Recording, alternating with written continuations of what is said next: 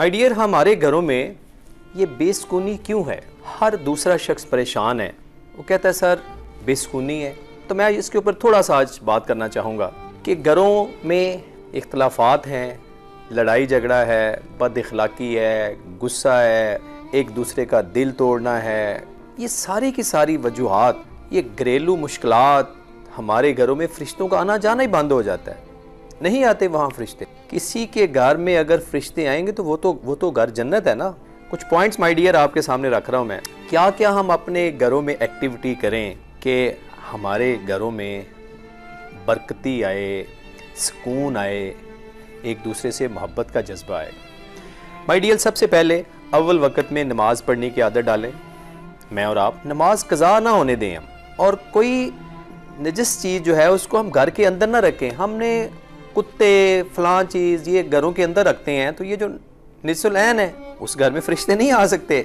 जब घरों में नजस चीज़ हम रखते हैं, क्या वहाँ अल्लाह के फरिश्ते आ सकते हैं? माय डियर, जब घरों के अंदर चीखो पुकार होगा, एक दूसरे के साथ शाउटिंग के साथ बात होगी, गाली गलोच होगा, उन घरों से फरिश्ते चले जाते हैं।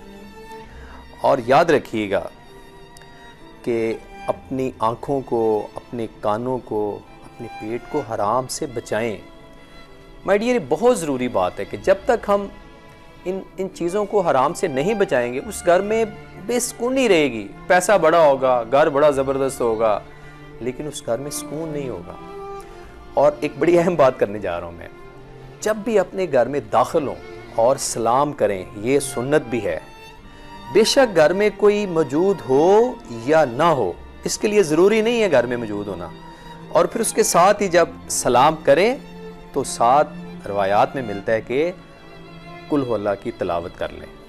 यकीन करें उस घर में बरकत होगी, रहमत होगी, सुकून होगा।